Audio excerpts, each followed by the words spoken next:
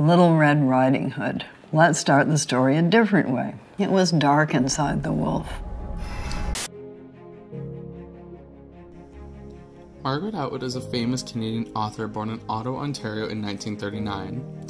She is not only an author, but a literary critic, poet, essayist, journalist, and even an environmental activist. She has many talents, first starting it with poetry. Her most famous poems came from the 70s, where power politics was made. She was also known for her dystopias, often being claimed as the prophet of dystopia. The most famous dystopia is within The Handmaid's Tale, even being made into a hit TV series. Atwood is quite passionate about her environmental views, with the O.W. Toad office, which is her publishing company, has made green policies that show how passionate she is in regards to environmentalism. Just to list a few, all paper is made from 100% recycled material and is ancient forest friendly. Their paper is acid and bleach free, and Margaret avoids flying at all costs. She takes pride in being an environmentalist, putting her passions into her work. One of the first things to note is that Atwood has lived through all known waves of feminism. Her mother, Margaret Killam, was a huge feminist.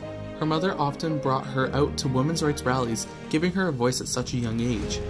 Atwood has lived through the first wave of feminism, which focused on women's suffrage, the second wave, which focused on reproductive rights as well as equality within the workplace and education. We also have the third wave, exposing the issue of her sexual harassment within workplaces. Margaret has lived through all of these achievements that women have made, yet she has also lived through the devastations that they have faced. Atwood has described how hard the 80s was, being the decade of setbacks. This connects directly to The Handmaid's Tale, where the Republic of Gilead has taken over the US, setting back women's advancements going all the way back to a woman's right to vote. And even further, a woman's right to read.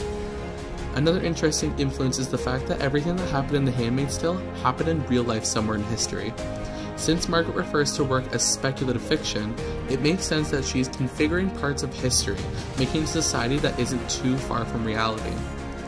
Atwood also created power politics during the second wave of feminism. Power politics focuses on the power dynamics between the sexes, often having to deal with women's reproductive rights. The second wave feminism fought against pressures that forced women to procreate, and this flourished throughout power politics.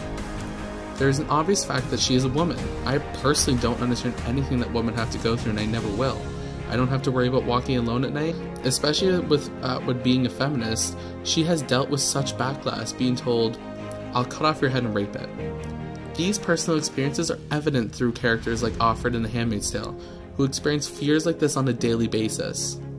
Society plays a huge role in Atwood's works, where she is able to diagnose a society, warning them of a possible future. The interesting thing about Atwood's influence on people is the fact that people want her stories to stay fiction. Especially in the United States, women's rights protesters have dressed up as handmaids, emphasizing on the fact that Atwood's dystopias are becoming a reality.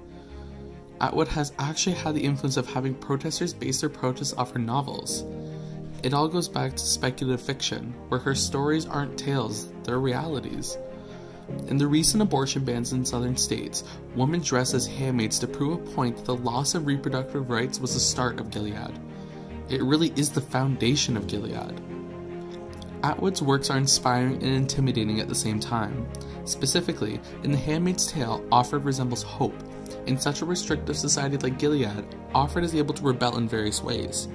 Especially for women in fear of the Trump presidency, that there is light at the end of the tunnel and to never stop fighting because it will be worth it. The Handmaid's Tale was actually the book that made me a feminist. I read it in grade 10 and I have always been an ally for women's rights, yet this book made me label myself as one. I was opened up to so many issues that I personally don't have to deal with, which I think is the magic of her work. The society that she created within The Handmaid's Tale has shown me that this isn't just a woman's issue, and I need to help as much as possible. That is the personal influence that her work has had on me, and it also resonates in power politics. She is so descriptive in her poems, and they bring a chill to me. I just see how privileged I am, and it is amazing that Atwood's work is able to do that. It all comes back to the societies that Atwood creates.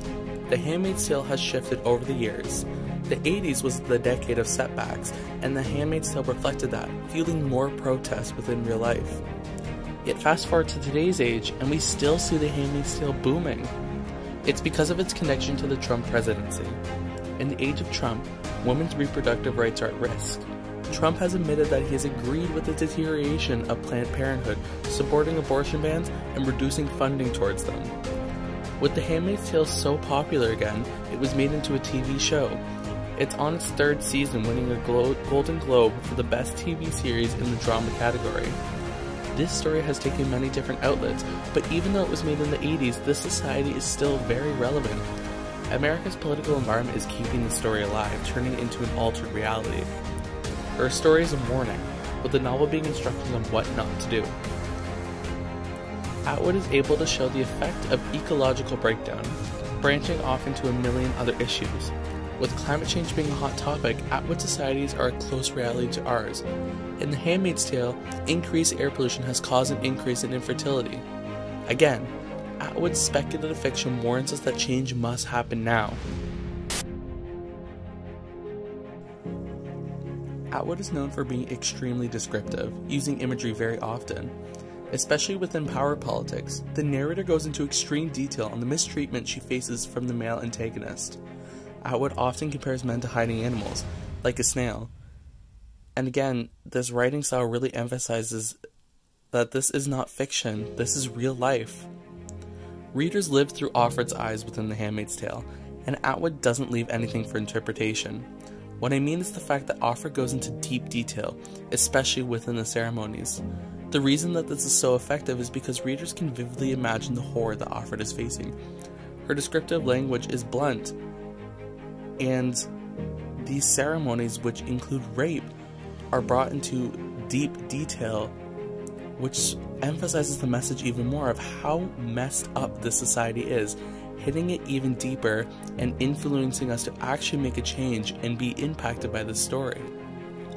Atwood's work is worth academic consideration because she's great at diagnosing our current societies. Over the course of 30 years, Atwood's work is still relevant, which speaks volumes. It is evident that Atwood inspires both men and women with her chilling societies, showing that many social issues are interconnected. She is truly the prophet of dystopia, but what truly matters is if we will listen to Atwood.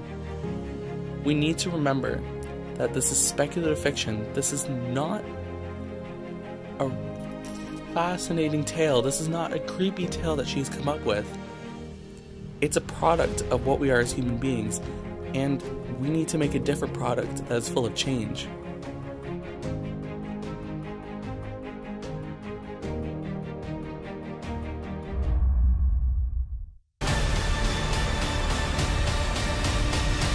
They should have never given us uniforms if they didn't want us to be an army.